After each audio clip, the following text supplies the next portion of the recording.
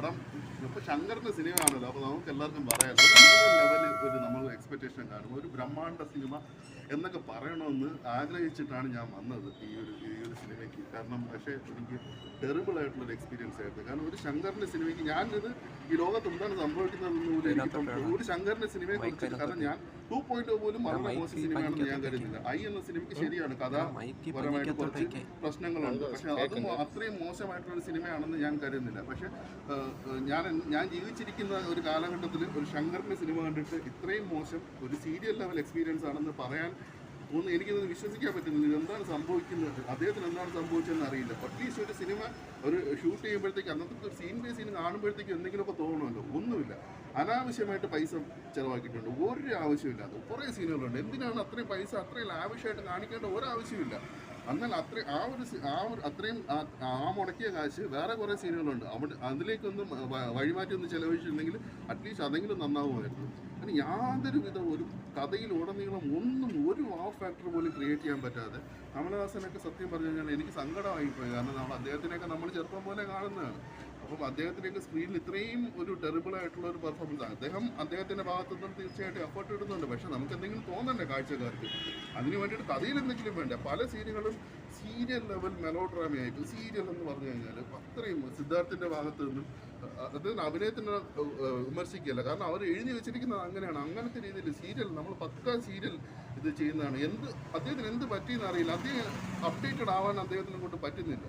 പിന്നെ ഇനി ഞാൻ പറയാൻ പോണ കാര്യം എനിക്ക് വിഷമമുള്ളൊരു കാര്യമാണ്. കാരണം ശങ്കർ എന്ന് പറയുമ്പോഴത്തേക്കും അദ്ദേഹത്തിൻ്റെ ട്രോൾ ലാംഗ്വേജിൽ ശങ്കരൻ എന്നൊക്കെയാണ് ഈ അടുത്ത കാലത്ത് ട്രോൾ ലാംഗ്വേജിൽ എല്ലാവരും പറയുന്നത്. അതിനി ശങ്കരൻ എന്ന് മാറ്റി ശങ്കരൻ എന്നായി കഴിഞ്ഞിട്ട് പണ്ടത്തെ ശങ്കരൻ തെങ്ങിന്മേൽ തന്നെ എന്ന ആൾക്കാർ ആരെങ്കിലുമൊക്കെ പറഞ്ഞു കഴിഞ്ഞാൽ അതിൽ അവരെ ഒന്നും കുറ്റം പറയാൻ പറ്റില്ല. കാരണം ആ രീതിയിലേക്ക് പോയിട്ടുണ്ട്. പിന്നെ തെലുഗു വേഴ്സസ് തമിഴ്, ഈ രണ്ടുപേരുടെ ആരാണ് ഇന്ത്യൻ സിനിമയിൽ ആരാണ് സുപ്രീമസി, ഇവർ തമ്മിലുള്ളൊരു ഫൈറ്റ് കുറച്ച് കാലമായിട്ട് നടക്കുന്നുണ്ട്. അതെപ്പോഴും അടുത്ത കാലത്തായിട്ട് സ്കോർ ചെയ്ത് നിൽക്കുന്ന അത്രയും തെലുഗു ഇതാണ്.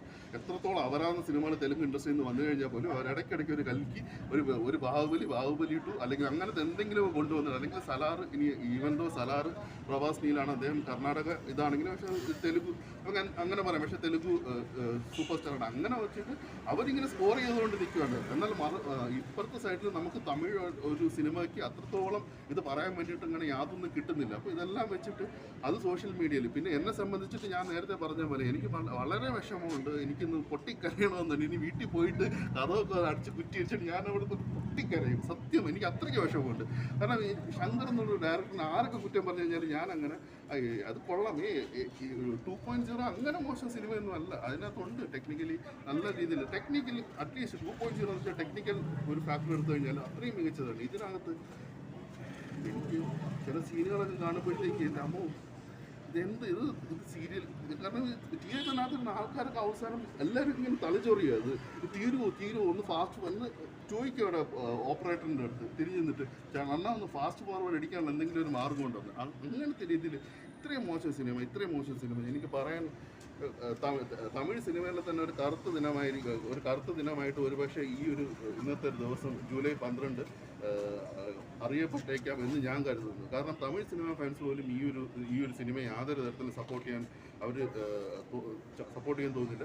ഇദ്ദേഹത്തിന് എനിക്ക് തോന്നുന്നു ഇദ്ദേഹം ഒരു റിച്ച് ലൈഫ്, സെലിബ്രിറ്റി ലൈഫൊക്കെ ജീവിച്ച് അവർക്ക് ഒരു ഉപജാപക സംഘം ഇതെല്ലാം ഉണ്ട് എന്ന് തോന്നുന്നു അദ്ദേഹത്തിന്. അപ്പോൾ ഇതെല്ലാം വിട്ടുമാറി അദ്ദേഹം താഴെക്കടയിലേക്ക് ഇറങ്ങി. ഇനിയിപ്പം അദ്ദേഹത്തിന് പുതുമുഖ സംവിധായകരോടൊക്കെ സംസാരിക്കാനൊക്കെ ഈഗോ ആണെങ്കിൽ അതെല്ലാം മാറ്റി വെച്ചിട്ട് അറ്റ്ലീസ്റ്റ് പുതുമുഖമായിട്ട് ഇറങ്ങി വരുന്ന സിനിമകളൊന്നും കാണാൻ മാത്രം മതി. ചെറിയ സിനിമകൾ, എന്ത് ചെറിയ ബജറ്റിലാണ് തമിഴ് സിനിമകളിലൊക്കെ ഓരോ സിനിമകൾ വന്നിട്ട് നമ്മളെ നല്ല രീതിയിൽ ജട്ടിപ്പിക്കുന്നത്. അങ്ങനെ കുറച്ച് സിനിമകൾ കാണട്ടെ, അപ്ഡേറ്റഡ് ആവട്ടെ. ഇനി ഞാൻ നേരത്തെ പറഞ്ഞ തമിഴ് തെലുങ്ക് സുപ്രീമസിയിൽ ഇനി അടുത്ത അദ്ദേഹത്തിൻ്റെ സിനിമ വരുന്നത് ഗെയിം ചേഞ്ചറാണ്. രാംചരനാണ് ഹീറോ. അന്ന് നമുക്ക് ഒരു തെലുങ്ക് തമിഴ് ഫൈറ്റിൻ്റെ എന്തൊക്കെ ഒരു വെർഷൻ കാണാൻ പറ്റുമെന്ന് അറിയില്ല. പിന്നെ ഈ ഒരു സിനിമയ്ക്ക് പറ്റിയൊരു പ്രശ്നം എന്ന് വെച്ച് കഴിഞ്ഞാൽ ഇത് ഓൺലൈനായിട്ട് പറഞ്ഞു കഴിഞ്ഞാൽ സിനിമയുടെ ഒരു സംഭവം ഓൺലൈനിൽ പറഞ്ഞു കഴിഞ്ഞാൽ സംഭവം ഓക്കെയാണ്. അവർ ഉദ്ദേശിക്കുന്നത് ഒരു അഴിമതിയുടെ ഒരു കാര്യത്തെ കുറിച്ചിട്ട്, പക്ഷേ അത് പറഞ്ഞു വന്നപ്പോഴത്തേക്കും ഇതായി. പിന്നെ അതുപോലെ തന്നെ ഇതൊരു മൂന്നാം ഭാഗമുണ്ട്. സാധാരണ ഒരു സിനിമയ്ക്ക് നമുക്കൊരു അടുത്ത സെക്കൻഡ് പാർട്ട് തേർഡ് പാർട്ട് എന്നൊക്കെ എഴുതുമ്പോൾ തിയേറ്ററിനകത്ത് ഫുൾ കൈയടിയായിരിക്കും. ഇതെല്ലാം ഇനി ഈ ആ ഒരു അപരാധം കൂടി ഇനി കാണണോ, അങ്ങനത്തെ രീതിയിലാണ് ഒരു റിയാക്ഷൻ വന്നത്. ഒരുപക്ഷെ അവർ മൂന്നാം ഭാഗത്തിൽ എന്താണ് കാണിക്കാൻ ഉദ്ദേശിച്ചിരുന്നത് അത് ഈ ഒരു സിനിമയിൽ തന്നെ ഇപ്പോൾ ഈ ഒരു സിനിമ ഫുൾ കാണിച്ചത് ആദ്യ ഭാഗം ഇൻ്റർവെല്ലിന് മുമ്പ് കാണിച്ച് ഇൻ്റർവെല്ലിന് ശേഷം മൂന്നാം ഭാഗം കൂടെ കാണിച്ചിരുന്നെങ്കിൽ കുറച്ചുകൂടെ എന്തെങ്കിലുമൊക്കെ ഒരു വ്യത്യസ്തത കാണിക്കാൻ പറ്റുമായിരുന്നു. കാരണം യാതൊരു പോസിറ്റീവ്സും പറയാനില്ലാത്ത, ഞാൻ നേരത്തെ പറഞ്ഞാൽ കഥയുടെ ഒരു ഔട്ട്ലൈൻ പറഞ്ഞു കഴിഞ്ഞാൽ എല്ലാവർക്കും ഇഷ്ടപ്പെടും. പക്ഷേ ഔട്ട്ലൈൻ ഒഴിച്ചു കഴിഞ്ഞാൽ യാതൊരു പോസിറ്റീവ്സും പറയാൻ ഇല്ലാത്ത ഒരു ടെറിബിളായിട്ടുള്ള ഒരു എക്സ്പീരിയൻസ് തന്ന ഒരു ശങ്കർ പോലും ഒരുപക്ഷെ മറക്കാൻ ശ്രമിക്കുമായിരിക്കും ഈ ഒരു സിനിമ എന്ന് എനിക്ക് തോന്നുന്നു.